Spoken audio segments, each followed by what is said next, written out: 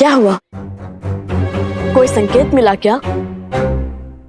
मिला, किंतु संकेत नहीं, प्रश्न। यदि ये युद्ध जीते तो राज्य श्री राम के चरणों में रख देंगे, है ना? हाँ, किंतु इतना कठिन कार्य हम करेंगे कैसे? राज्य में बसे घर, वन, उपवन, नदियाँ, गौशालाएं सब उठाकर कैसे धरेंगे श्री राम के आगे? चलिए, मान लीजिए हमने हनुमान जी की बातें राज्य को अपने कंधे पर उठा भी लिया, तो भी लेकर कैसे जाएंगे? और मान लो जैसे तैसे ले ही गए, तो क्या इस राज्य को अयोध्या के ऊपर ही रख देंगे क्या? ये प्रश्न भी श्री राम के लिए बचा के रखूं। हाँ, यही उचित रहेगा। कह देंगे कि हम तो प्रण से बंधे हैं, हम तो राज्य ले आए। अब आप बताइए, आपके चरणों को राज्य पे रखे या राज्य को आपके चरणों पे रखे? तुम क्या सच में इतने मूर्ख हो? नहीं, पर भूख से ध्यान भटकाने के लिए बात ही बना ली।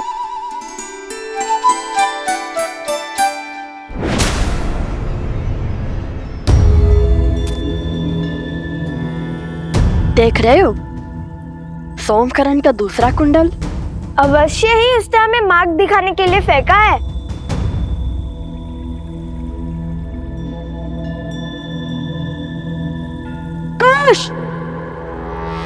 लव भैया, तुमसे भूल हुई है, मैं तो केवल एक ऋषि कुमार हूँ। भयभीत क्यों होते हो? ना मैं तुम्हें मारूंगा ना खाऊंगा। तुम मनुष्य को खाते हो? एक बार मेरी ओर देखो तो सही, जान जाओगे कि मैं क्या क्या खाता हूँ और क्या क्या करता हूँ।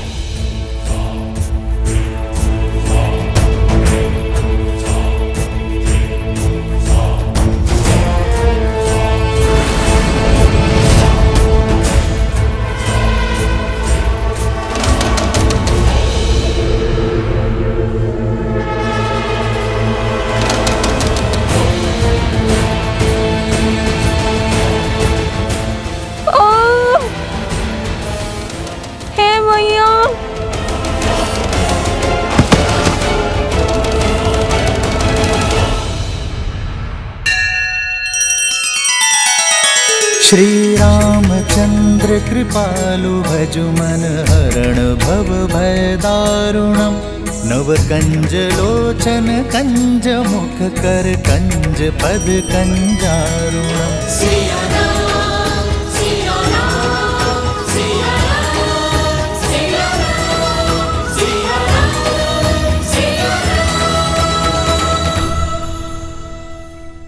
महाराज, सहस्त्रमुख रावण को सूचित किया, आने दो उन्हें और देखने दो रक्त केतु की शक्ति। जो कार्य तुम्हारा मूर्ख मकरासुर नहीं कर पाया वो मैं करूंगा। लवकुश को अब तक इसके कुंडल मिल गए होंगे, शीघ्र वो यहाँ आएंगे और इस मायावी गुफा में लुप्त हो जाएंगे।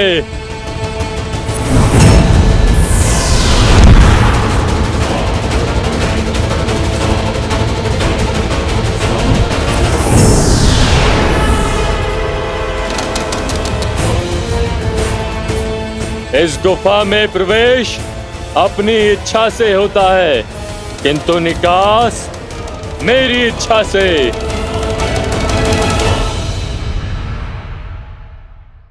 लो भैया, लो। इतना क्यों चिल्लाते हो? ये देखो, ये तो सोमकर्ण का वस्त्र है। हम उचित मार्ग पर हैं। चलो।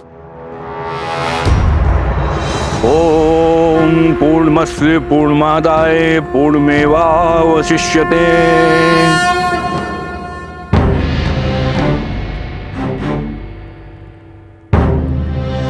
मेरे साथ बोलिए।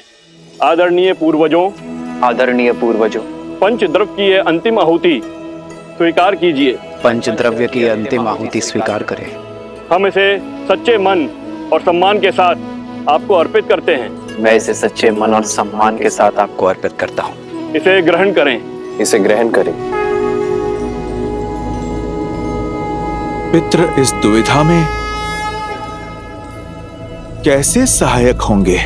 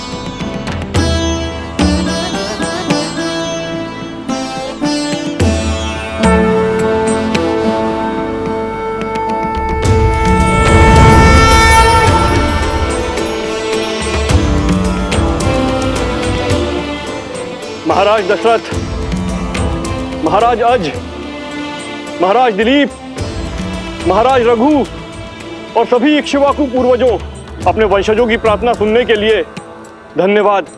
आपके कुल को आपके मार्गदर्शन की आवश्यकता है।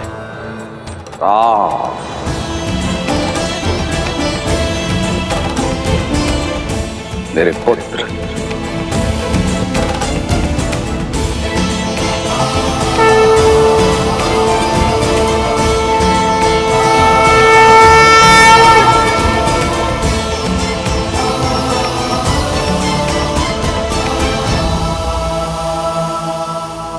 प्रणिपात पिताश्री।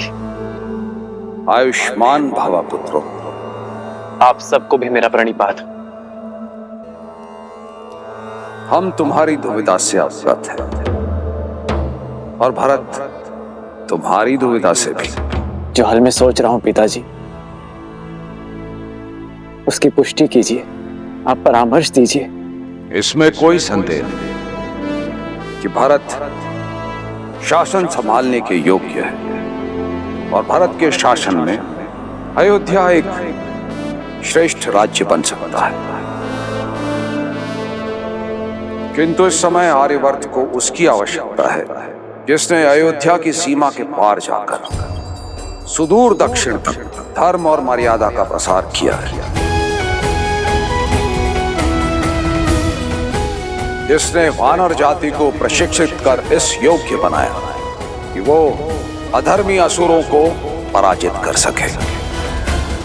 आज अयोध्या को आवश्यकता है धर्म की स्थापना करने वाले राम की।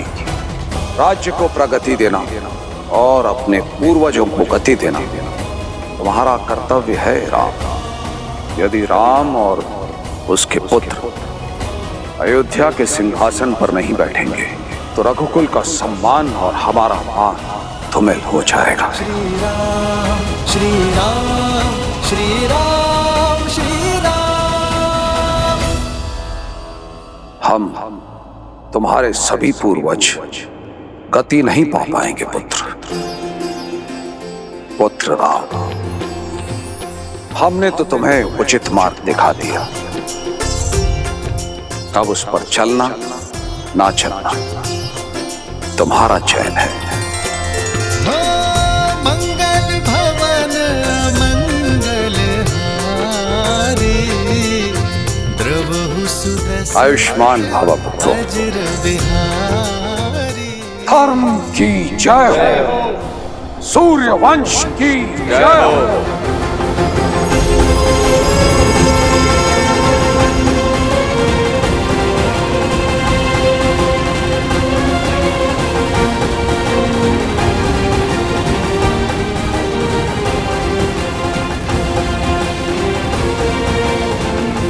भैया,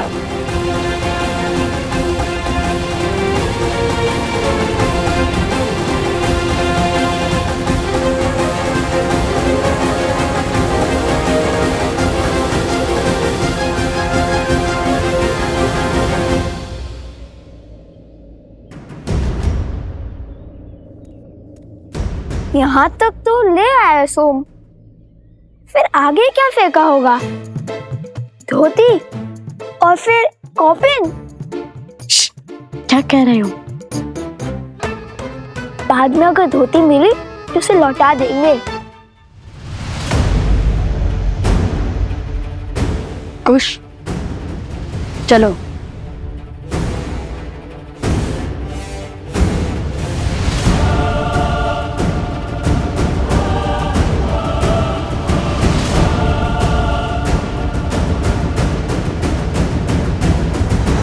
जानता हूं कि तुम परिस्थितियों के पाश में उलझे हुए हो राम, किंतु मनुष्य को अनगिनत कर्तव्यों में से सदा सबसे पहले सबसे महत्वपूर्ण कर्तव्य को प्राथमिकता देनी चाहिए।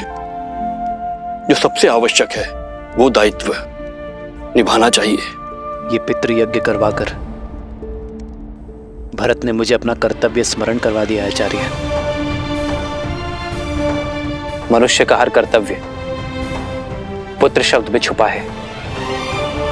जो पुत्र अपने पूर्वजों को पू नाम के भयावह नरक से ना उभारे, उस पुत्र का जीवन अधूरा है। और उसी अधूरे जीवन को पूर्ण करने के लिए आपका दूसरा विवाह आवश्यक है।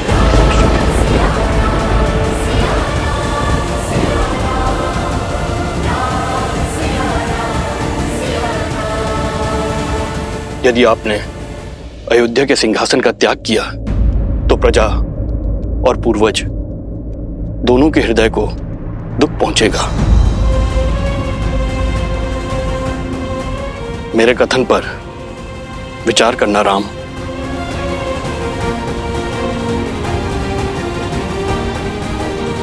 जी आचार्य। कल्याण।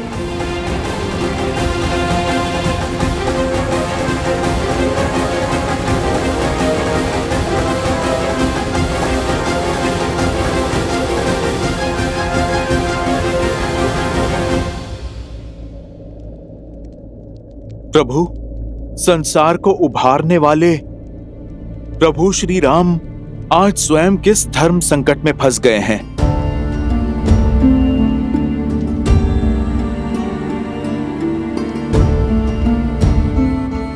यह समय तो आना ही था हनुमान। वास्तविक धर्म युद्ध लंका में नहीं अयोध्या में है। मैंने अपना कर्तव्य निभाने के लिए सीता का त्याग तो कर दिया, अपने हृदय से सीता को दूर कभी नहीं कर पाया।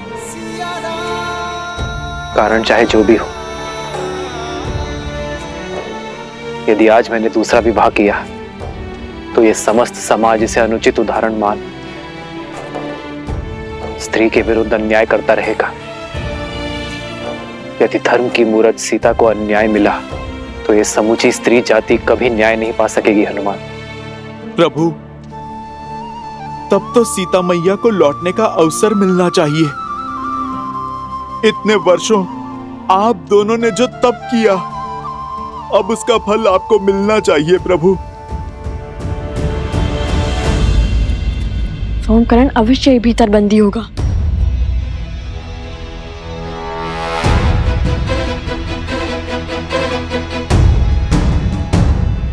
प्रभु, क्या माता को अभी भी नहीं लौटा सकते?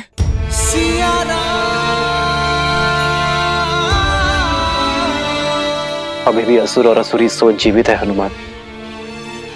अधर्म को जड़ से निकालने में अब भी समय है। हमारी छोटी सी भूल लोक अपवाद की चिंगारी को भड़का सकती है।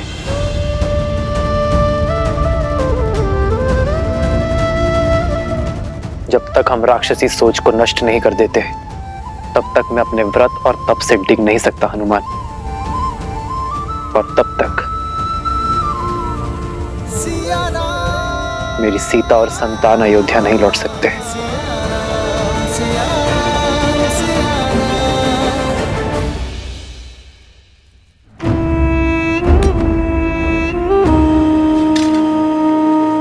चाटुकारिता करके 4 पग भी आगे नहीं बढ़ पाओगे। उठो और क्रोधित मत करो मुझे। सिंह समझकर बकरी उठा लाए हो मूर्ख। भूल तो हुई है, फिर सोचा ले आए ही हैं तो उन तक पहुंचने की सीढ़ी ही बना लेंगे। अद्भुत। अब तनिक मकरासुर की योजना स्मरण कराना मुझे। मौन क्यों हो? बोलो। सीता को बंदी बनाकर लव और कुश को अपने पास बुलाएंगे। यही तो समस्या है असुरों की। अहंकार में चूर होकर बुद्धि से ही मुख मोड़ लेते हैं, विवेक का उपयोग ही नहीं करते। बस, मैं कोई साधारण असुर नहीं हूं जो संसार से दूर नदी के तल में जीवन बिता रहा हूं। मैं रक्त केतु हूं जो आज उन बालकों का संहार करेगा, आपके भ्रम को तोड़ेगा। इस मायावी गुफा में एक बार प्रवेश किया तो निकल नहीं पाएंगे वो दोनों, और इस गुफा को बिना दिव्य अस्त्र के भेदना असंभव है। शत्रु पर वार करने से पहले उसकी पहचान जान लेना आवश्यक है, रक्त केतु।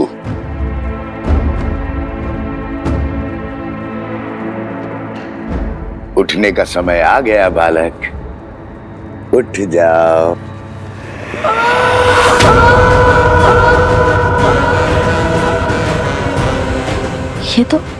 ये तो सोमकरण की ध्वनि है। कुश, वो अवश्य ही भीतर है। तो उस ओर जाकर देखो, और हाँ, केवल संकेत की भाषा में बात करना।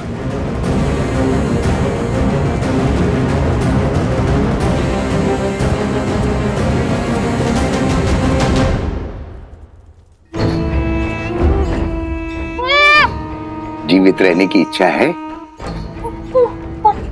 तो सुनो, तुम्हारे वो दो मित्र हैं, लव और कुश। तुम जानते हो वो दोनों कौन हैं? वो वन देवी के पुत्र। और ये वन देवी कौन है? लव कुश की माता।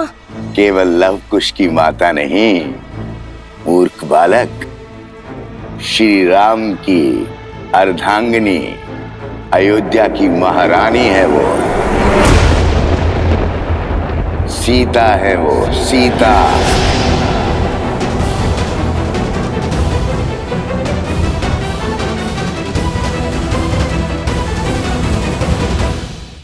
अब यदि मेरा कहा मानोगे तो जीवित छोड़ दूंगा, अन्यथा नहीं नहीं नहीं नहीं नहीं। तो जो कहूंगा वो करोगे ना? हाँ। उत्तम।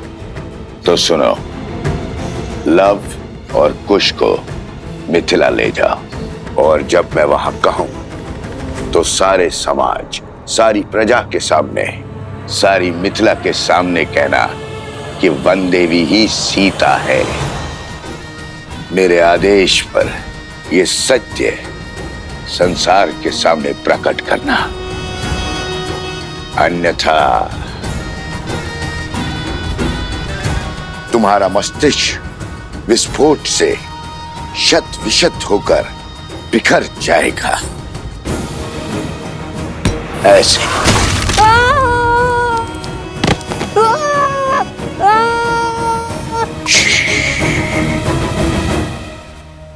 चिल्लाओ मत। सोमकन, जाओ, तुम मुक्त हुए। जैसा कहा वैसा ही करना। जाओ।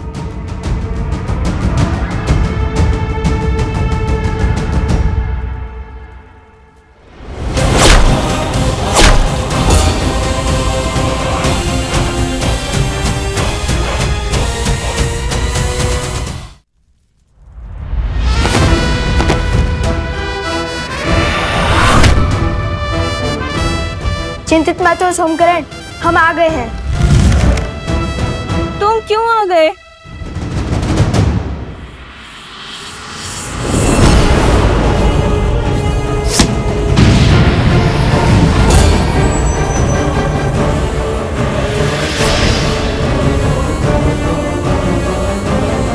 मेरी गुफा को भेज दिया, ये कैसे संभव है? जो धर्म के मार्ग पर चलते हैं धर्म स्वयं उनकी सहायता करता है। तुम्हारे इस मायावी गुफा को भेदने के लिए महाराज जनक सहायता दे चुके हैं और ये उनके दिव्य तुनीर से निकला हुआ दिव्यास्त्र है।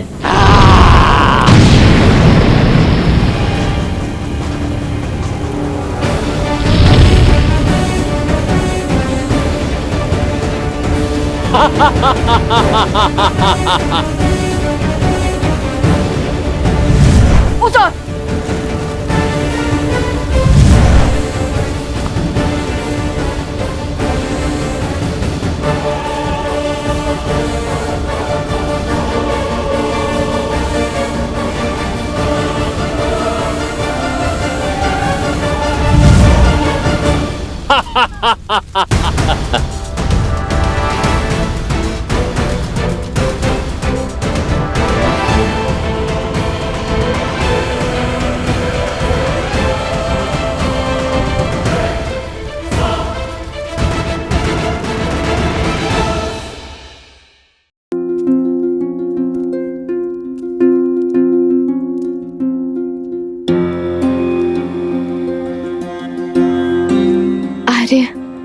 हमारे पुत्रों में संस्कार बिल्कुल वैसे आए हैं जैसे आप चाहते थे।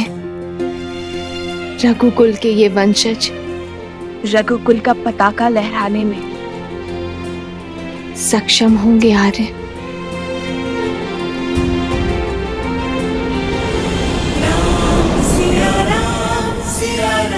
जय जय राम राम सिया राम सिया राम। मुझे इस धर्म संकट से निकालो सीते। सिया राम।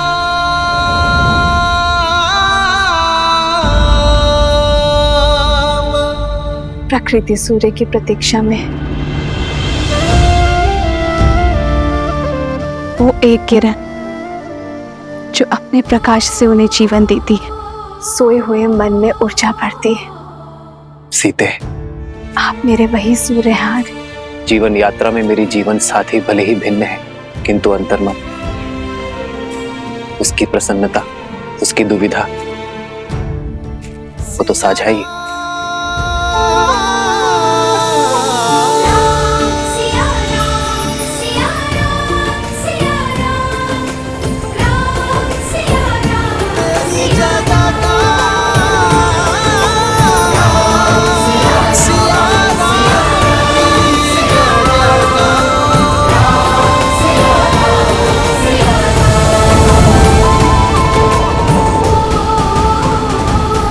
कैसे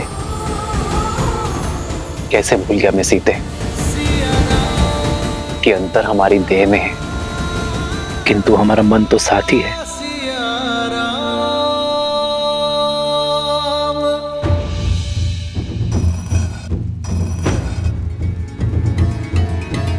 राम राम कहो जय श्री राम।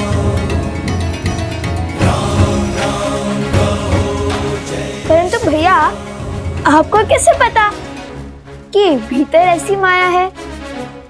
जब मार्ग में कोई रोकने वाला ना हो तो समझ जाना चाहिए कि कोई आपको वही लाना चाहता है। गुफा के प्रवेश द्वार पर न कोई सैनिक या फिर कोई सुरक्षा न देखकर मुझे कुछ अनिष्ट प्रतीत हुआ।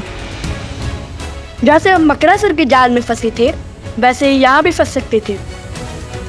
ओमकरण के उपस्त्र और कुंदन भी असुरों ने ही रखी थी ताकि हम इस गुफा में आए। अद्भुत! राजकुमार जैसी सोच और कौशल भी वैसा ही। कहीं नहीं जा सकोगे।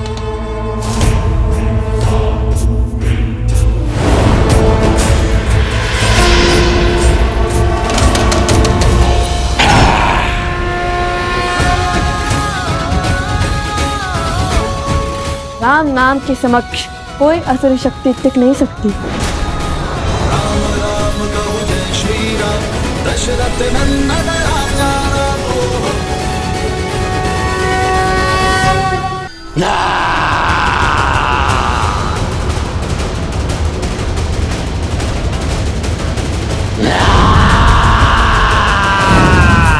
जय श्री राम।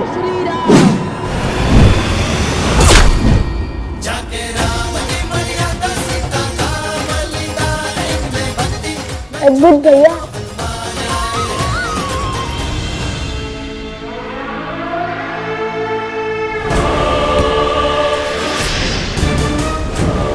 लव और कुश को मिथिला ले जाओ। सारी मिथिला के सामने कहना कि वन देवी ही सीता है।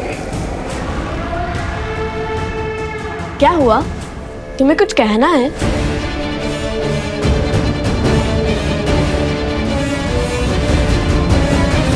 नहीं।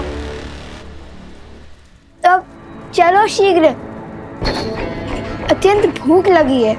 चलो।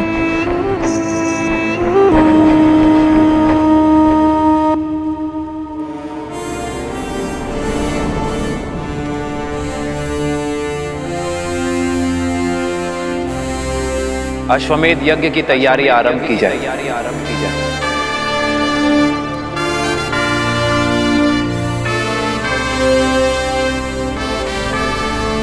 मैं अपनी पत्नी के साथ ही यज्ञ में बैठूंगा।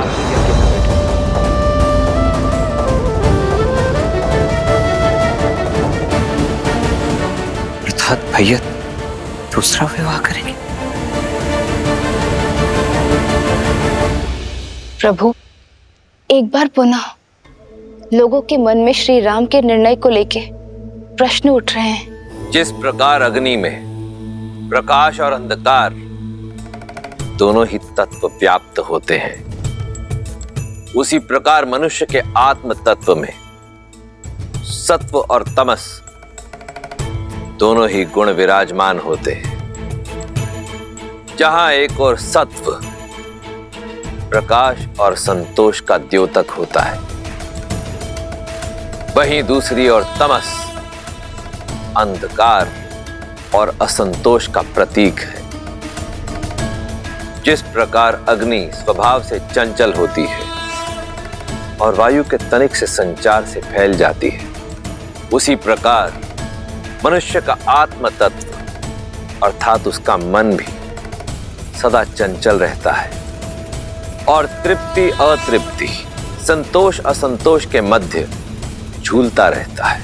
किंतु समाज में स्थिरता लाने का कोई तो उपाय होगा ना महादेव? ये समाज तभी स्थिर होगा देवी, जब ये श्री राम की शरण को पूर्णतः स्वीकार कर लेगा, जब ये श्री राम के प्रत्येक निर्णय को अपना सत्य, अपना धर्म मानेगा। परंतु उसका समय अभी आया नहीं है। देखा नहीं आपने, जैसे ही नगर जनों ने यह समाचार सुना कि उनकी अयोध्या नगरी में अश्वमेध यज्ञ का आयोजन होने जा रहा है, जहां उनके राजा श्री राम अपनी पत्नी सहित यज्ञ में यजमान होंगे, तो क्षण भर में ही कितनी ही बातें होना प्रारंभ हो गई।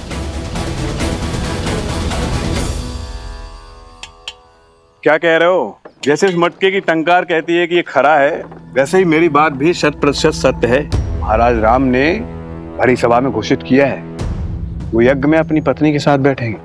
आप सही कह रहे हैं। लगता है राजकुमारों ने महाराज को दूसरी विवाह के लिए मना लिया है। वैसे उचित ही हुआ है। समाज में ना पत्नी के बिना घर पूरा होता है, ना महारानी के बिना राज्य। उचित ही कह रहे। ये लो बंधु। सुनिए, भोजन तैयार है, आइए भोजन कर लीजिए। अरे भाग्यवान, भोजन छोड़ो, पेट तो हमारा बातों से ही भर गया। तुम नहीं जानती, समस्त नागरिकों में चर्चा है महाराज श्री राम दूसरा विवाह करने जा रहे हैं। क्या? फिर से कहो। हाँ, अपने कानों से सुनकर आई हूँ। महाराज राम विवाह करने वाले हैं और सुना है विवाह मत्स्य देश की राजकुमारी से करने वाले हैं। मत्स्य देश की राजकुमारी? ये तो बड़ा अशुभ समाचार है। यदि विवाह हुआ तो महारानी सीता का अपमान होगा। वही तो। कैसा अपमान? सुना है महारानी सीता इतने वर्षों से मिथिला में रह रही हैं। और तो और अश्वमेध यज्ञ का निमंत्रण देने के लिए महाराज स्वयं मिथिला जा रहे हैं। मुझे तो लगता है महारानी का त्याग और वनवास दोनों मिथ्या है, मिथ्या। प्रजा को भ्रमित किया जा रहा है।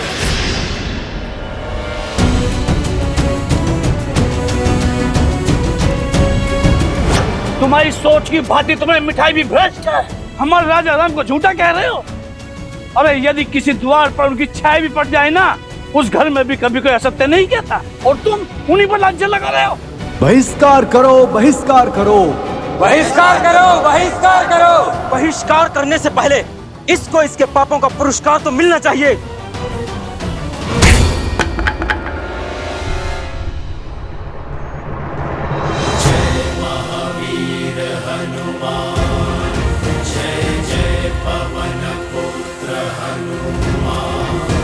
क्या बात है, पहले लोप अपवाद था और अब बात हिंसा तक आ गई। बस करो, वाद विवाद ठीक है, किंतु राम राज में हिंसा के लिए कोई स्थान नहीं है। फिर चाहे वो प्रभु श्री राम के समर्थक ही क्यों ना हो। प्रभु का पथ तो न्याय और धर्म का है। तो ये कारण है संकट मोचन हनुमान के मुख पर संकट के भाव का। प्रभु, मैं जानता हूं कि आपने मुझे वेश बदलकर प्रजा के बीच इसलिए भेजा ताकि समाज में हो रही हर एक बात बिना किसी आवरण के आप तक पहुंचे प्रभु। परंतु प्रभु, किंतु तुम ये काज पुनः नहीं करना चाहते।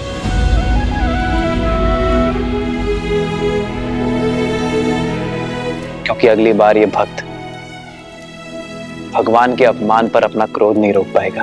प्राण ले लीजिए प्रभु, किंतु आपके प्रति अभद्र शब्द सुनने का दंड मत दीजिए। प्रभु, मैं तो जानता हूं आपका निर्णय अंत में समाज को ज्ञान और सुख का प्रकाश देगा, माता सीता का सम्मान बढ़ाएगा। किंतु ये सब क्यों प्रभु? क्यों ये प्रजा ये नहीं समझ रही है? क्योंकि लोक अपवाद अभी कुछ समय के लिए ठहरा है हनुमान, पूरी भांति समाप्त नहीं हुआ है। संदेह था मुझे कि ये राक्षसी शक्तियां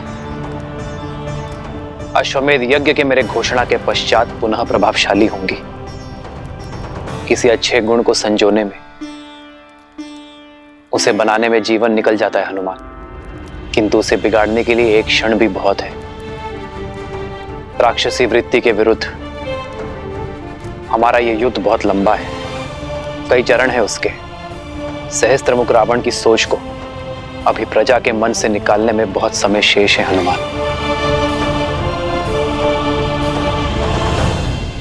बहुत शुभ समाचार लाए हो बानासुर। अश्वमेध यज्ञ में राम का अपनी पत्नी के साथ बैठने की सूचना का उपयोग हम उसके विरुद्ध करेंगे। लोक अपवाद की जो अग्नि बुझ गई थी उसे फिर भड़काएंगे। तुम जो कर रहे हो करते रहो। जी महाराज। और मैं पूरी अयोध्या को यह विश्वास दिलाऊंगा कि उनके नर रूपी नारायण राजा राम केवल एक धूर्त राजनेता है। सीताराम। और सब तुम्हारी भांति पवित्र और निस्वार्थ तो नहीं होते ना हनुमान। जिन पर विकारों का प्रभाव ना हो। मानव मन अति चंचल होता है हनुमान। जिस प्रकार गर्भ में सोए अबोध शिशु की लात माता आनंद से सह लेती है, उसी प्रकार प्रजा की भूल होने पर एक राजा को क्रोधित होने का अधिकार नहीं है। यह अश्वमेध यज्ञ मेरी प्रसिद्धि के लिए नहीं, अयोध्या के कल्याण के लिए है। हमें राक्षस और राक्षसी सोच को अयोध्या से भगाना है। इस यज्ञ के पूर्ण होने पर कोई भी आसुर या आसुरी शक्ति अयोध्या में छुपकर नहीं बैठ पाएगी।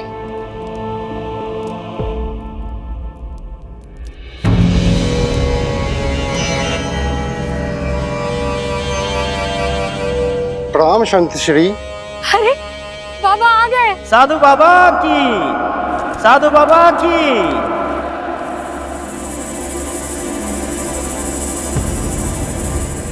लोक अपवाद की जो अग्नि बुझ गई थी उसे फिर भड़काएंगे। तुम जो कर रहे हो करते रहो। धर्मधारी राम पुजारी बाना बाबा की जय।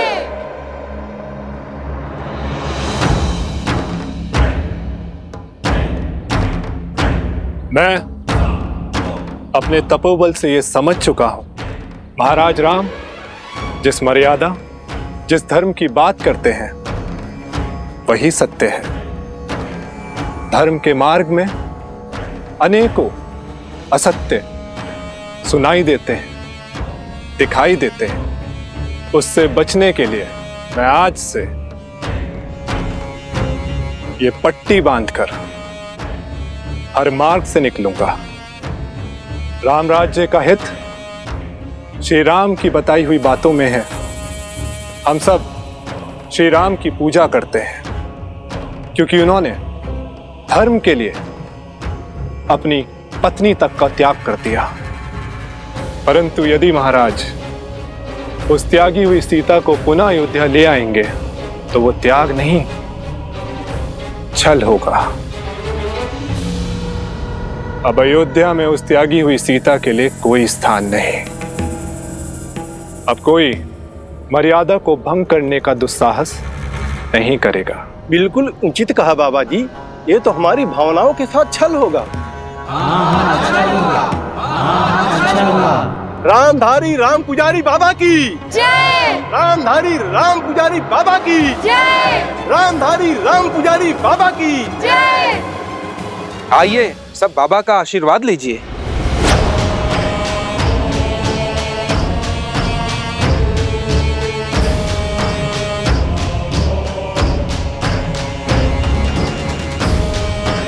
जय हो बाबा की।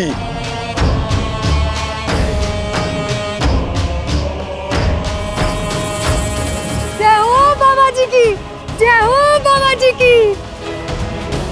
बाबा की जय हो, बाबा की जय हो, जय हो बाबा की। अब आगे क्या करना है महाराज?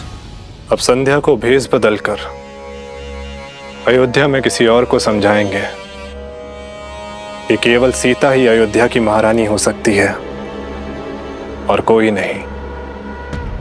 और यदि यही सत्य निकला तो महाराज ने अपनी महारानी के साथ ही यज्ञ में बैठने की घोषणा की है।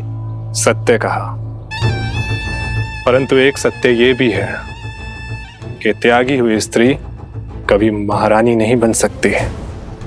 और जब दो सत्य टकराएंगे तब होगा महासंग्राम। महासंग्राम करते देखा है मैंने आपको, कभी शारीरिक तो कभी मानसिक। इतना सब कुछ सहकर भी इतने शांत कैसे रह लेते हैं आप प्रभु? मेरे मन का हर ज्वार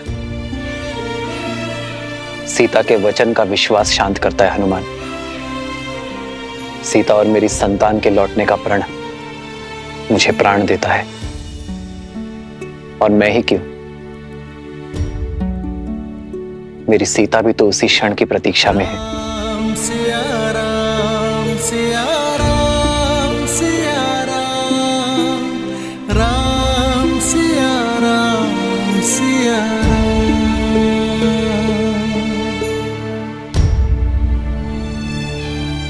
चिंता ना करें वन देवी, लवकुश आते ही होंगे। जानती हूँ, किंतु दिन ढलने के साथ साथ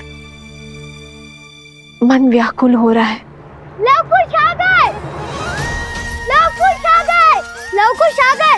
लवकुश आ गए। लवकुश आ गए।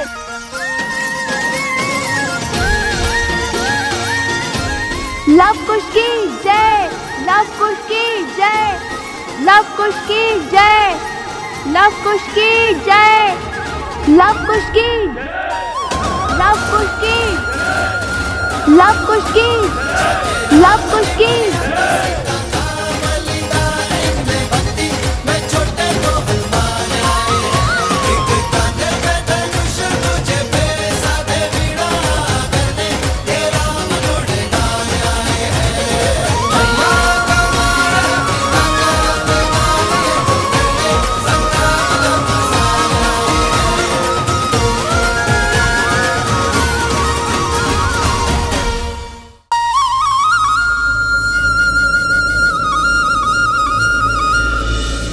श्री राम की अर्धांगिनी सीता है वो, सीता। तुम ठीक तो हो ना सोमकरण?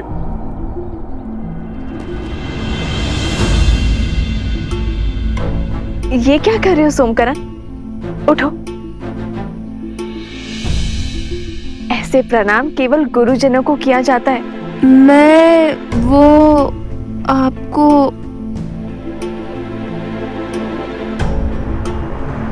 ओहो, जब से राक्षसों के बीच रहकर आया है, लगता है जैसे इसका मस्तिष्क स्वयं के नहीं उनके नियंत्रण में है। देखिए कैसे विचित्र व्यवहार कर रहा है, कुछ बोल ही नहीं रहा। इतना ही नहीं माता, वन में फल तोड़ने से लेकर हमें खिलाने तक सब इसी ने किया। हमें तनिक भी कष्ट नहीं होने दिया, और हमारे खाने के बाद जो फल बचते थे उन फलों को ये खाता था, और खेल कूद में भी जानबूझकर हार जाता था। किंतु मुझे कोई कष्ट नहीं, वो यहाँ पे भी करना सोमकर्ण। कुश, बुरी बात। मित्रों में समानता होनी चाहिए। तुम दोनों ने उसके प्राण बचाए, कदाचित इसलिए इसका मन अनुग्रह से भर गया है। उचित कहा देवी। किसी महान राज्यों के महान राजकुमारों के भांति आपके पुत्रों ने मेरी रक्षा की ना, इसीलिए मैं आपको सम्मान देने आया हूँ। राजकुमार लव, राजकुमार कुश। ओहो, बस करो ये सम्मान करना, अन्यथा अगली बार सहायता नहीं करेंगे तुम्हारी। वैसे छवि और साहस तो राजकुमारों सा ही है, हमारे लवकुश का। महाराज जनक ने भी तो यही कहा था ना कि इन दोनों को देखकर उन्हें अयोध्या के राजकुमारों का स्मरण हो आया था।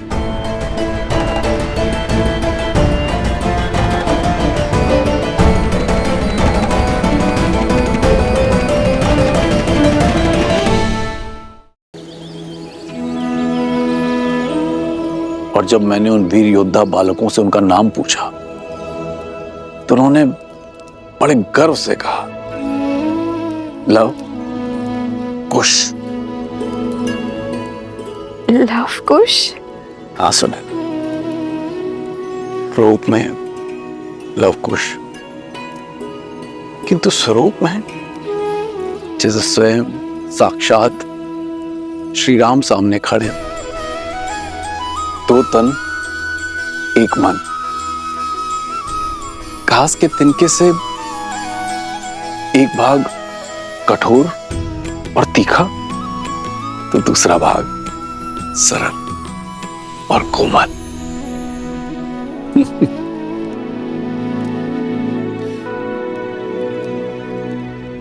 जानता हूं इस कथा को सुनकर तुम अत्यंत व्याकुल हो रही है, किंतु बताना भी आवश्यक है, क्योंकि उन वीर बालकों को देखकर मुझे अयोध्या के राजकुमारों का स्मरण आया। और मुख, क्या उनके मुख पर आपको सीता के मुख की आभा नहीं दिखी? और उसके माथे की रेखाएं भी नहीं दिखी आपको? मैं उनकी माता से मिला, किंतु सीता नहीं थी। और छवि, क्या आपको उनमें सीता की छवि भी नहीं दिखाई दी? 40 वर्षों से मैंने अपनी पुत्री सीता का मुख भी नहीं देखा। अब तो उसकी स्मृति भी विस्मृत होने लगी है। आप विश्राम कीजिए, आप अस्वस्थ है, क्या कर रही हैं आप ले चलिए मुझे, मैं क्षण भर में अपनी सीता को पहचान लूंगी। आप ले चलिए मुझे, ले चलिए। तो क्या सीता का पिता इतना अभागा है कि उसकी पुत्री सीता सामने होती है और वो पहचान भी नहीं पाता? मैं वन देवी से मिला हूं। आप कहीं नहीं जाएंगे, आप विश्राम कीजिए, आप अस्वस्थ हैं। अस्वस्थ हूँ? जब से मेरी पुत्री चली गई है, मैं क्षण भर में उसे पहचान लेती। आप उन ऋषि कुमारों को खोजने के लिए 8 दिशाओं में अपने सैनिकों को भेज दीजिए। मैं उन्हें देखते ही उनके अस्तित्व का पता कर लूंगी। आप कुछ कीजिए ना।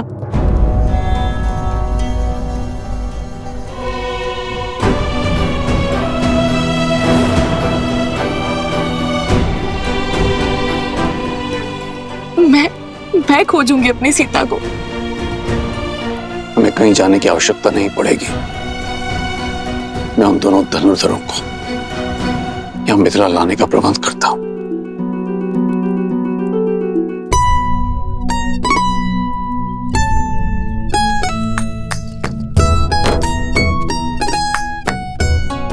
लव भैया, अभी तो स्वच्छ किया था, विशेष तुनीर को लेकर क्यों बैठ गए? क्योंकि हमें इस तुनीर को ससम्मान मिथिला के महाराज जनक को लौटाना है। आओ तुम भी हाथ बटाओ। जब लौटाने जाएंगे तब साफ भी कर लेंगे ना। ऐसे तीन में तीन बार इसे रगड़ते रहे तो घिसकर पतला तार हो जाएगा ये तुनीर। कदाचित लौटाने के लिए कुछ बचे ही ना। अच्छा, तो महाबुद्धिमान कुमार कुश, ये बताओ कि क्या तुम स्नान करने से घिस गए? घिस सकता था, किंतु मैं स्नान करते समय स्वयं को अधिक रगड़ता नहीं। रक्षा कुमार, रक्षा कुमार, कहाँ है? बताओ, अभी मार दूंगा। वो रक्षक कुमार बोल रहे, राक्षस कुमार नहीं। ओहो, ध्यान से सुनो, अगली बार यदि तुमने मुझे राजकुमार या फिर रक्षक कुमार या फिर कुछ भी ऐसा कहा तो मैं गुरुदेव को कहूंगा कि तुम्हें बुद्धि के लिए कोई औषधि दे। क्षमा रक्षक, भूल हो गई। मैं तो एक समाचार देने आया था। अभी अभी कुछ मिथिला के ऋषि आश्रम में आए थे। उन्होंने बताया कि मिथिला में धनुर्विद्या की बहुत बड़ी प्रतियोगिता होने वाली है। मैंने गुरुदेव से कहा कि तुम दोनों जैसे धनुर्धर तो 20 गांव में भी नहीं मिलेंगे। फिर गुरुदेव ने बताया कि तुम दोनों अवश्य उस प्रतियोगिता में भाग लेने जाओगे।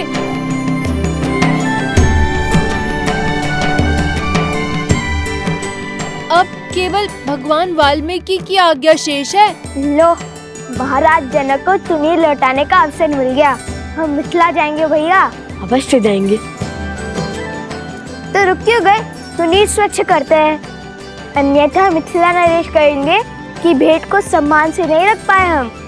हाँ अवश्य।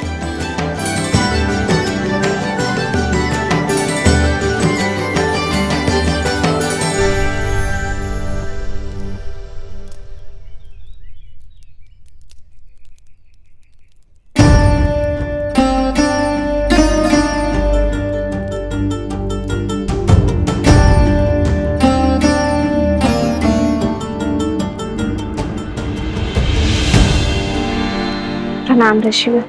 कल्याण हो। शब्दों में नमन, किंतु मुख मुद्रा में मनन। वन देवी, सबसे पहले तो मेरा धन्यवाद स्वीकार कीजिए। आपके पुत्रों ने मेरे भाई सोमकर्ण को बचाकर हम पर बड़ा उपकार किया है। अपने मित्र की सहायता करना उनका कर्तव्य था, और फिर लवकुश अपने गुरु भाई को अकेले संकट में कैसे छोड़ सकते थे। अवत्सरा, तुम ऋग्वेद के ज्ञाता हो। शिष्यों को मंदिर में ले जाकर पाठ आरंभ करो, मैं आता हूँ। जो आज्ञा ऋषिवर। चलो।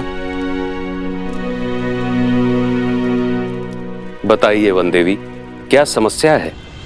ऋषिवर, भगवान वाल्मीकि ने मेरे पुत्र को मिथिला जाने का आदेश दिया है। जानता हूँ। तो ऋषिवर, आप ये नहीं जानते कि मेरी माता उन्हें देखते ही पहचान लेगी। जितना मैं उनको जानती हूँ उससे अधिक वो मुझे पहचानती है। वो मेरे पुत्रों में मेरी छवि अवश्य देख लेंगी। भेद खुलने का भय स्वाभाविक है वन देवी, किंतु आपको जो उचित लगे आप वो कीजिए। शेष सब नीति का निर्णय।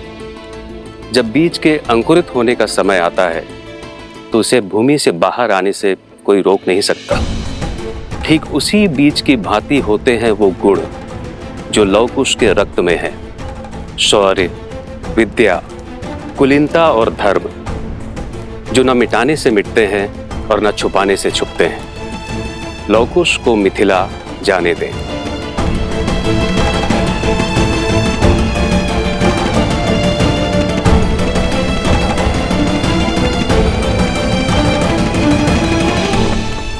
मिथिला स्वयं जाना आवश्यक है प्रभु? केवल निमंत्रण ही तो है, कोई भी जा सकता है।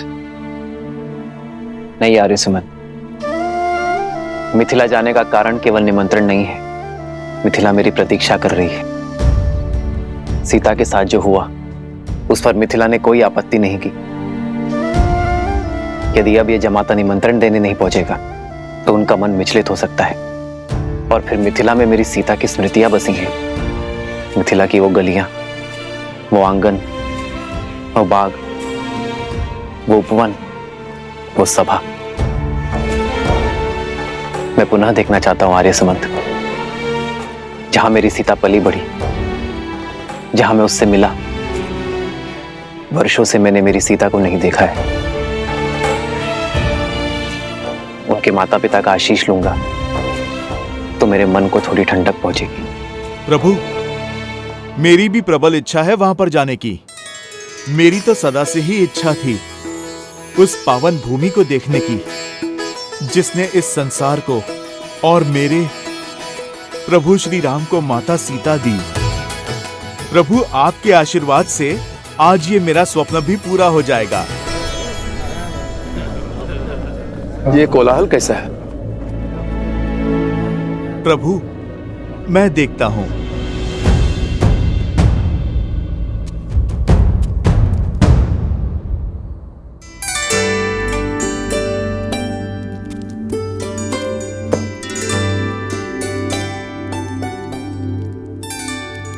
मार्ग इतना भी लंबा नहीं है कुछ। मार्ग तो फल्गु तक का भी इतना लंबा नहीं था, किंतु लंबा हो गया था ना।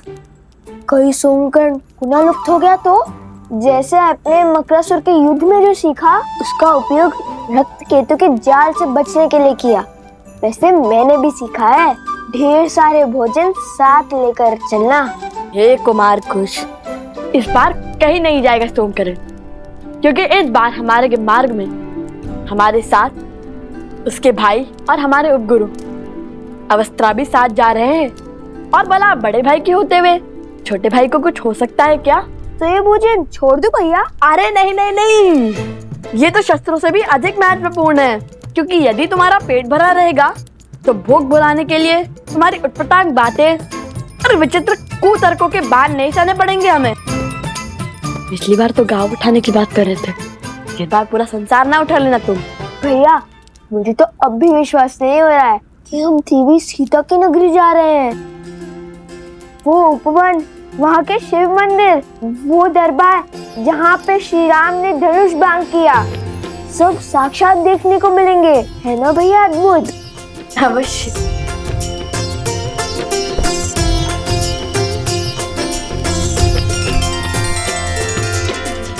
जो आपका कार्य है आप वो कीजिए और नीति को अपना कार्य करने दें।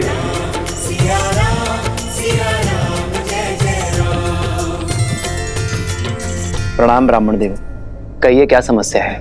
प्रभु, ये लोग। महाराज की जय हो। मैं मत्स्य राज्य से आया हूँ आपके लिए मत्स्य राज की राजकुमारी का विवाह का प्रस्ताव लेकर। ये देखिए महाराज, उर्वशी और रंभा से भी अधिक सुंदर है हमारी राजकुमारी। महाराज, त्रिशानु की ओर से छोटी सी भेंट।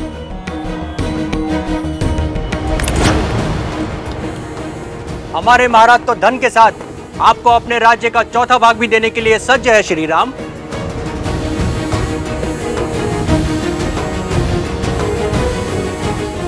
आप सबका प्रस्ताव भले ही उचित हो, किंतु उसे देने का उपक्रम अनुचित भी है और अनीतिपूर्ण भी। विवाह कोई व्यवसाय नहीं है जिसका आधार केवल संपत्ति का लेन देन हो। ये मेरा आपसे अनुरोध है कि अपनी राजकुमारियों का अपमान ना करें। एक स्त्री को भोग्य बनाकर प्रस्तुत ना करें।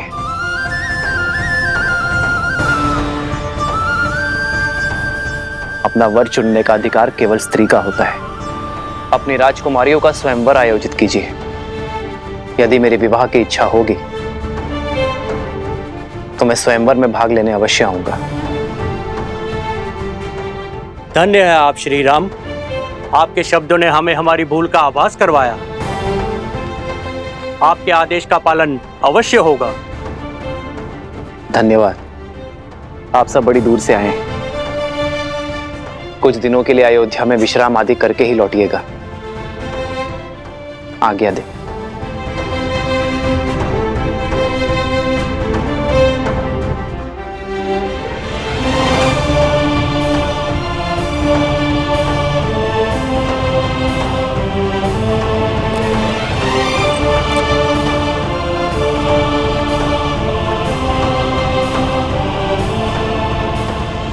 इतना ही नहीं, मिथिला के गौरी मंदिर का उपवन स्वर्ग से भी सुंदर है। रंग बिरंगे पुष्प, सरोवर मंत्र मुग्ध कर देंगे तुम्हें। माता, ऐसा लगता है जैसे आप मिथिला और महारानी सीता के दर्शन कर चुकी हैं।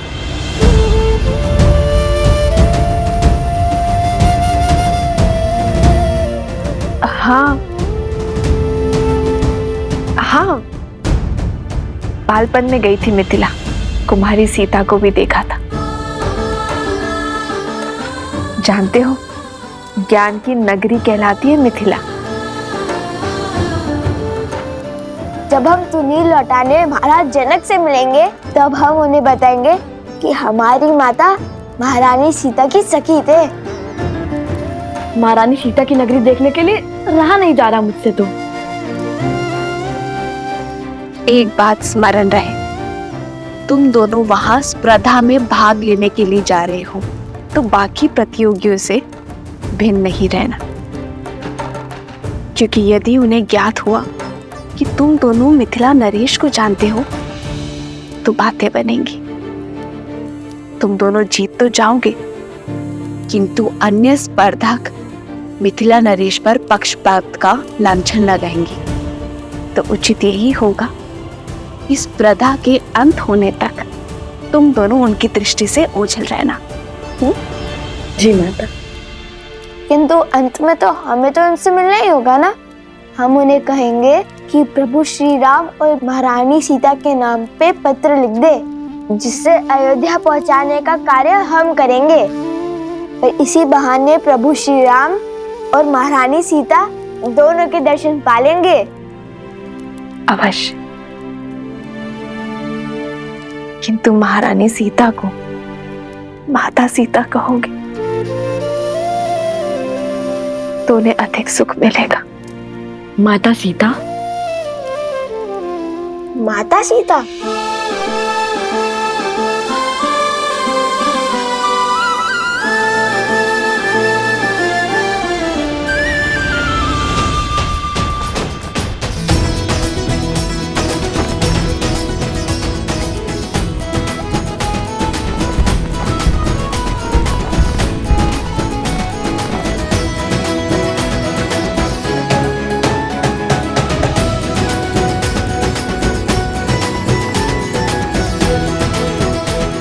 ठीक है भैया।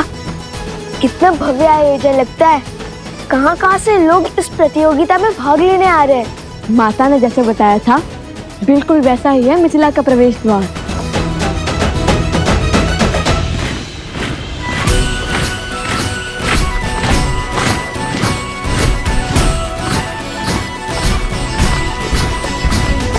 अयोध्या का ध्वज?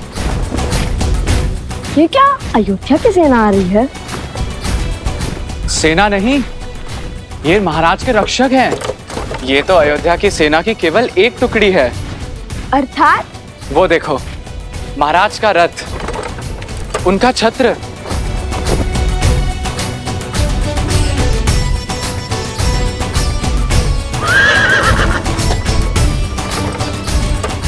अद्भुत, ये तो श्री राम का रथ है। लगता है श्री राम के दर्शन यहीं हो जाएंगे। आनंद आ जाएगा।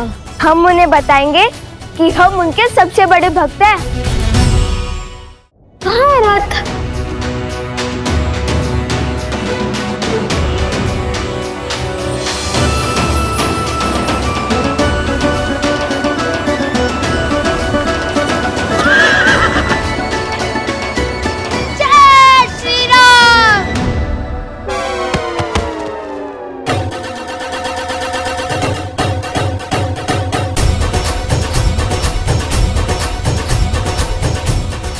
चलिए भैया, लगता है श्री राम के दर्शन हो ही जाएंगे। अवश्य।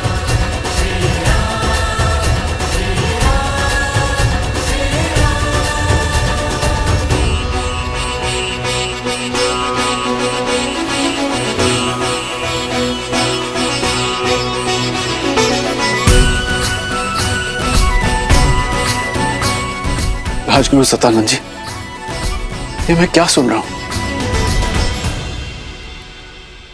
क्या ये सत्य है कि श्री राम जी स्वयं मिथिला पधार रहे हैं?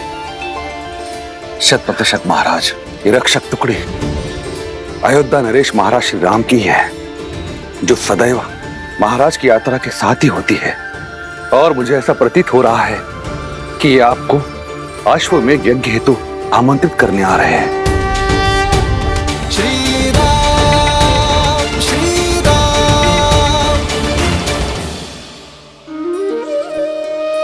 तब तो ये संकेत और समाचार दोनों अत्यंत शुभ हैं। कदाचित आज यहां वो होने जा रहा है जो कभी किसी ने नहीं सोचा होगा। भ्राता कुशाध्वज, अयोध्या नरेश के विशेष स्वागत का प्रबंध किया जाए और कोई ये ना भूले कि वो हमारे जमाता भी हैं। क्षमा महाराज, किंतु मिथिला की राजकुमारी आपकी पुत्री का त्याग करने वाले का कैसा स्वागत सत्कार।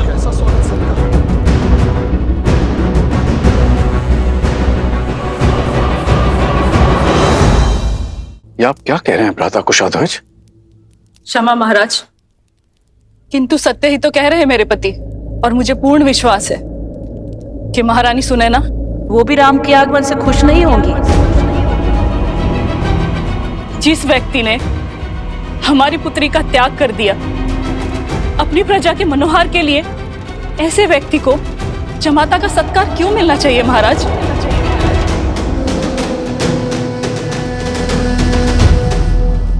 उचित कह रही हैं देवी चंद्रभागा। महाराज अयोध्यापति को किसी विशेष स्वागत का अधिकार नहीं है।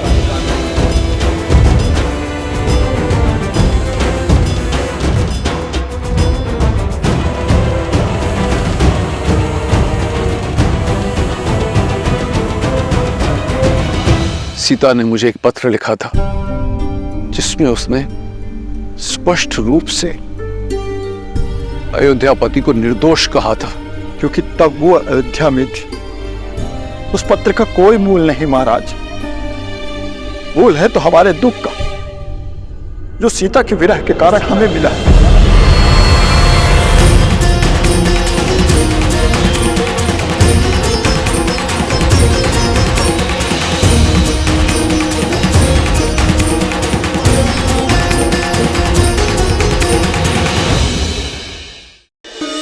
भ्राता कुशाध्वज, अयोध्या नरेश के विशेष स्वागत का प्रबंध किया जाए। क्षमा महाराज, आपकी पुत्री का त्याग करने वाले का कैसा स्वागत सत्कार।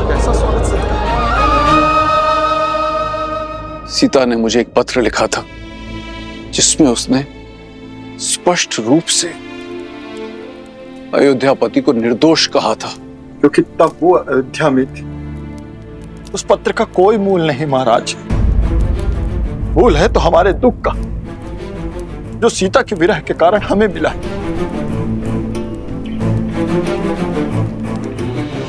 और आप सबको क्या लगता है कि उस विरह की चोट स्वयं राम ने नहीं सही होगी? कदाचित आप सब नहीं जानते, किंतु मैं अपने जमाता को, उनके धर्म को, उनके त्याग को भली भांति जानता हूं। राजा महाराजाओं की अनेक पत्नियां रखने की प्रथा है कौशल राज में, किंतु इतने वर्ष बीत जाने के पश्चात भी क्यों उन्होंने दूसरा विवाह नहीं किया? क्यों अयोध्या की महारानी का सिंहासन अभी तक रिक्त है? कभी आपने सोचा? क्योंकि राम कोई साधारण व्यक्ति नहीं है। आज नहीं तो कल उनके इस निर्णय का कारण भी हम सब जान जाएंगे, किंतु इस समय सर्वप्रथम हमें उनके स्वागत की तैयारियां करनी चाहिए।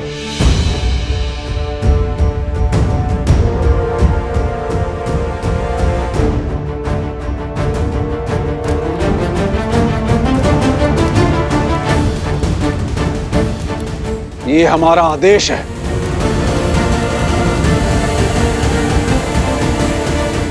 जो आज्ञा।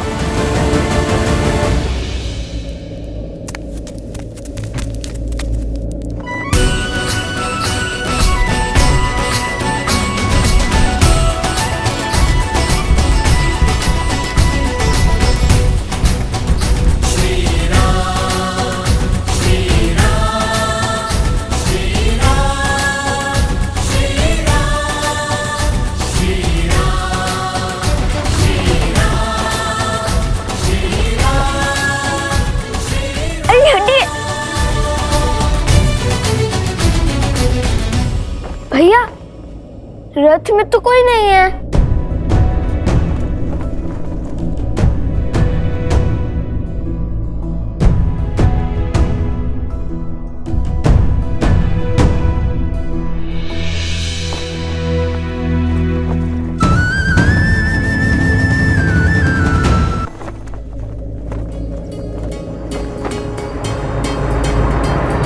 मिथिला नरेश की जय हो।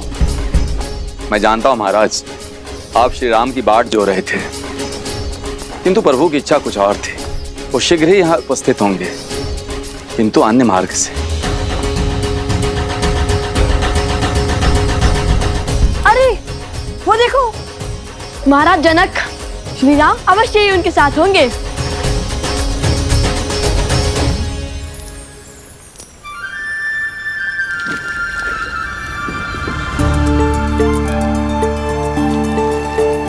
लगता है इस मार्ग से बीती कोई स्मृति जुड़ी है। हाँ हनुमान, ये वही मार्ग है जहां से गुरु विश्वामित्र हमें अयोध्या से मिथिला लेकर आए थे।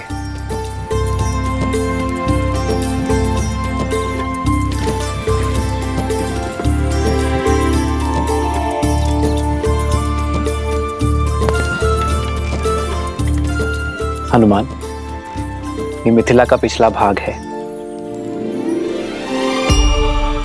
सदा धीर रहने वाले प्रभु तनिक अधीर लगते हैं।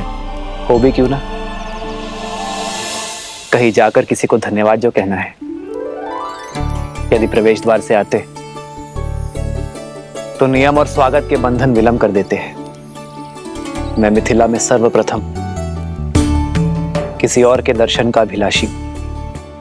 ऐसा कौन सा स्थान है जहां जाने के लिए आप इतने आतुर हैं?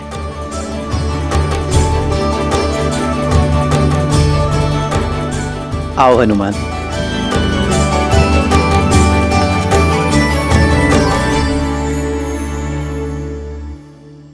ये रहा महाराज जनक का प्रवास। तुम्हें कैसे पता कि ये राजमहल है? किसी राजा के महल सा लगता तो नहीं। क्योंकि महाराज जनक महाराज से पहले एक ज्ञानी और एक पंडित है, और ज्ञान के पुजारी सामान्य जीवन जीते हैं। और हमारी माता ने भी महल का यही वर्णन दिया था। लव और कुश को मिथिला ले जाओ। सारी मिथिला के सामने कहना कि वन देवी ही सीता है।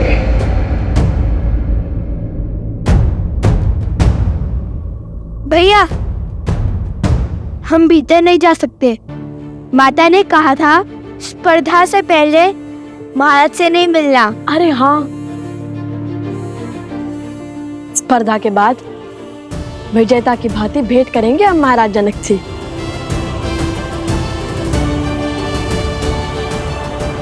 चलिए।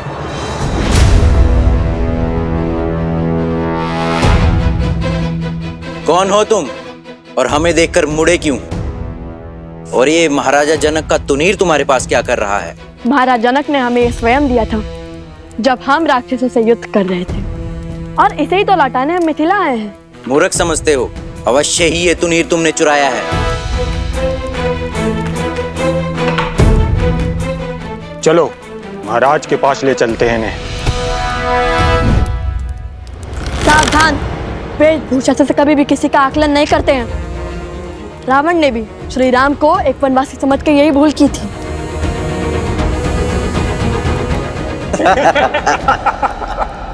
भैया, माता का आदेश भूल गए?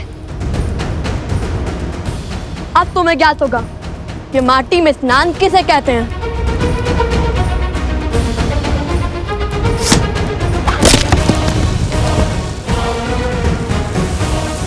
भागो भैया।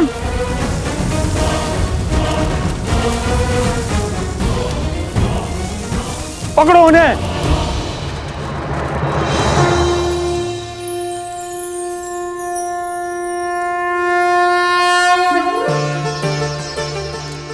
माता,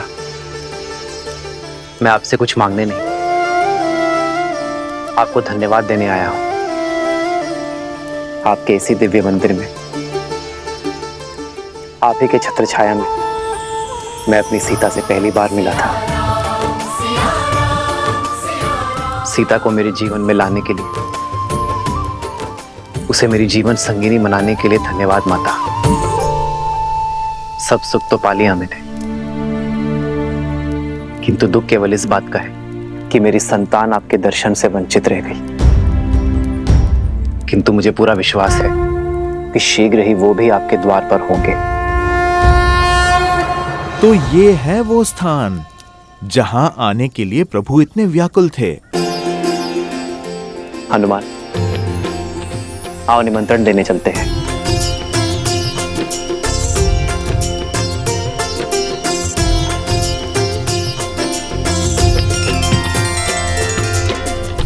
भैया,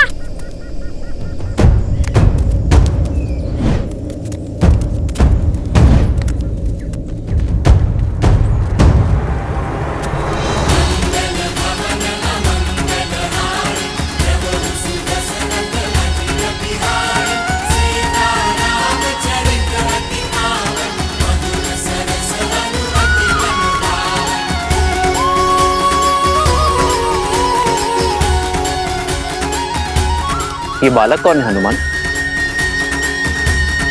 होंगे मिथिला के बालक प्रभु, पर आप देखिए कितने तेज हैं। माता सीता की भूमि में जो है,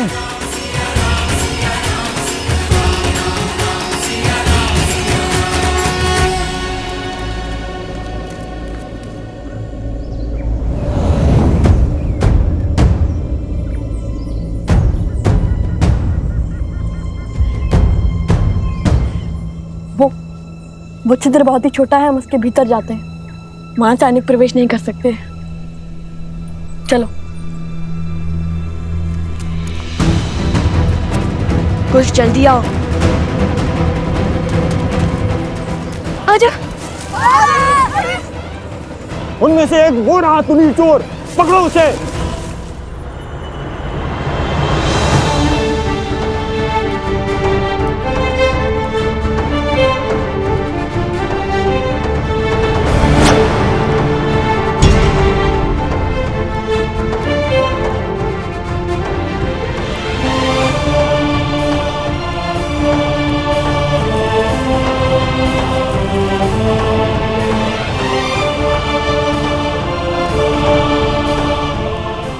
रहने दीजिए महाराज।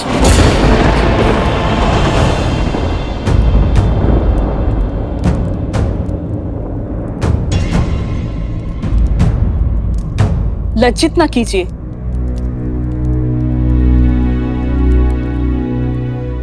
मेरी धर्म पत्नी की चाची श्री हैं हम, मेरी माता समान, और अपनी माता का सम्मान करना पुत्र का कर्तव्य होता है। वो कर्तव्य, वो धर्म मिथिला के जब माता पुत्री सीता के पति का था।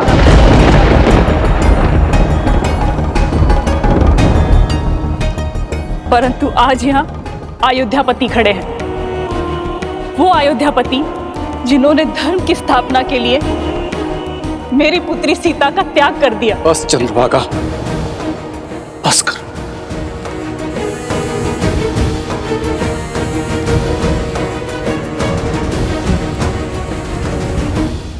माता को मन की व्यथा कहने दीजिए महाराज। हृदय की पीड़ा को ना बताया तो वो घाव बन जाती है। कितने महान है ना आप, फिर से यहाँ महानता जताने का अवसर खोया नहीं आपने। हर दिशा में आपका गुणगान गूंजता है। हर कोई राम जैसा पुत्र और जमाता चाहता है, किंतु मेरा मन कहता है कि मिथिला की हर एक दीवार पर लिखवा दिया जाए कि अयोध्या में कोई अपनी पुत्री न ब्याहे।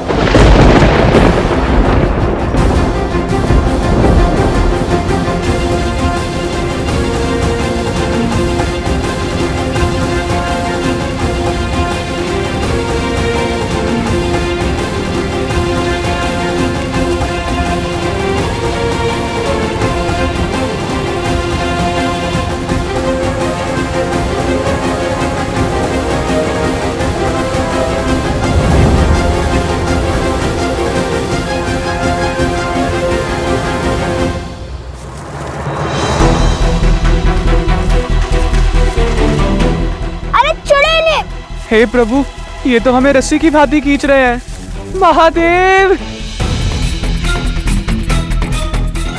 सत्यमेषां कृणोति धर्मम यम आयु कृणोति। सत्यमेषां कृणोति धर्मम यम आयु कृणोति। भैया मानो आप वहाँ क्यों हैं? किंतु समय और स्थिति देखकर तो श्लोक पढ़िए। सत्यमेषां कृणोति धर्मम यम आयु कृणोति। वैसे सहार क्या है? अर्थात जो सत्य के साथ खड़े होते हैं, सत्य होते हैं, उनके सभी कार्य शुभ होते हैं। उपगुरु स्वयं को संबल दे रहे हैं, समझे? उपगुरु ये श्लोक मत पढ़िए। जिस सैनिक ने आपको पकड़ा है उसका प्राण खींच लेगा ये मंत्र। कर्तव्य निभाते हुए सैनिकों की दंड देना। हम ऋषि कुमार हैं। इस श्लोक में बहुत शक्ति है। आंधियां उठने लगेंगी, प्रलय आने लगेगा।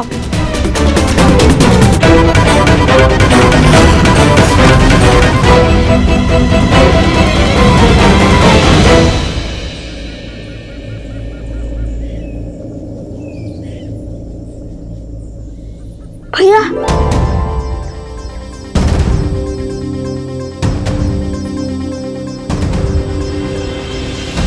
क्या माता सुनैना भी इसीलिए नहीं आई स्वागत करने? वो भी मुझसे क्रोधित होंगी ना? वो अस्वस्थ हैं, चल फिर भी नहीं सकते। हाँ, हूं मैं आपसे क्रोधित श्री राम।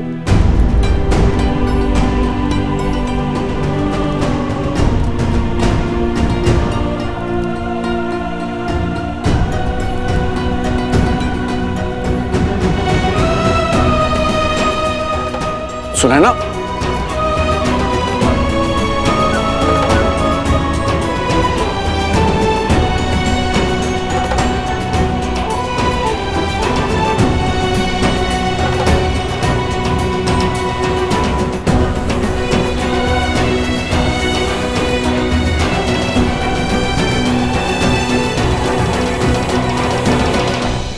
कन्या के विवाह के पश्चात केवल कन्या ही वर के घर की नहीं हो जाती, जमाता भी कन्या के माता पिता के पुत्र बन जाते हैं।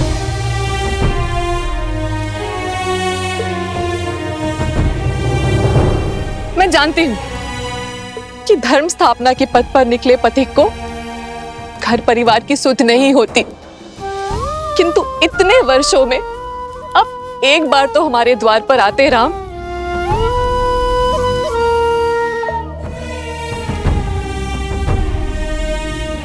कैसे आता माँ? कहां से लाता इतना साहस? अपना मुख दिखाने की शक्ति कहां से लाता मैं माँ? किंतु आपकी स्थिति का तनिक भी भान होता ना मुझे, तो मैं शीघ्र अति शीघ्र यहां आ जाता। और कोई बहाना है आपके पास?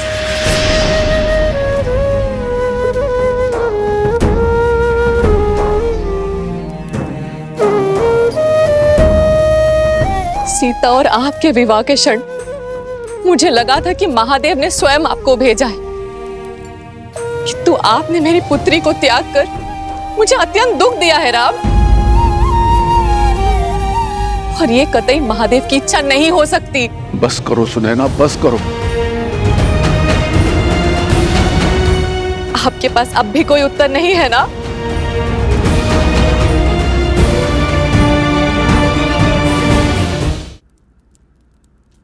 कभी कभी उत्तरदायित्व के बोझ तले उत्तर दब जाते हैं माँ। कुछ दाग ऐसे होते हैं जो सदियों तक नहीं मिट पाते।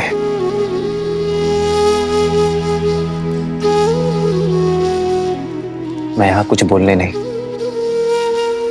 केवल सुनने आया हूं मां।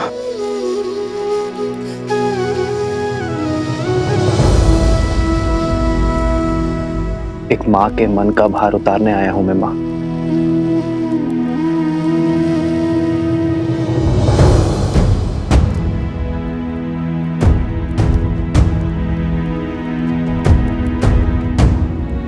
ग्लानि और पीड़ा आपके नेत्रों में है राम। अपने सर पर और कितना बोझ लेंगे आप?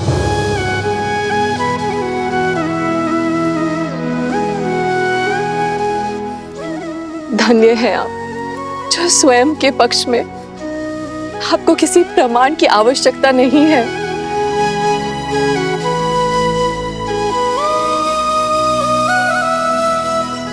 जिन्होंने शबरी के झूठे बेर खाकर संसार को भक्ति और आदर का उदाहरण दिया, अहिल्या को उद्धार किया,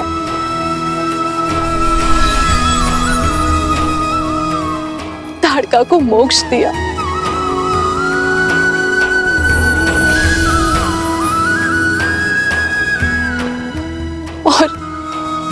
और मेरी पुत्री के लिए समस्त राक्षस जाति का संहार किया। यदि वो मेरे द्वार पर आए और उनके आगमन पर मैंने आरती से उनका स्वागत नहीं किया, तो इस संसार में मुझसे बड़ी अभागन कोई नहीं होगी। मिथिला में आपका स्वागत है राम। हो मंगल भवन मंगल हारी, द्रवहु सुदशरथ अजर बिहारी।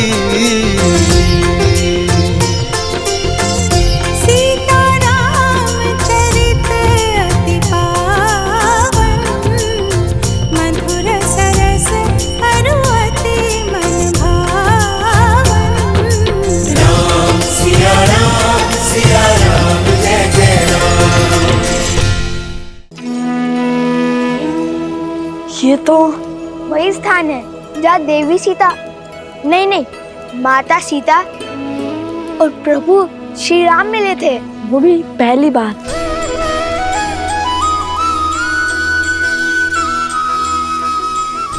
हे माता गौरी, हमें एक बार, केवल एक बार माता सीता और प्रभु श्री राम के दर्शन करवा दीजिए।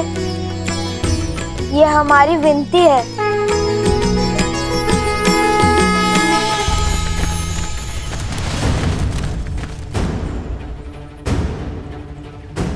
भैया, वो विनती करना भूल गया था। वो माता कहती है ना, नम्र शब्द के साथ स्वच्छ मन से जो मांगो मिलता है। तुम ना, चलो अब।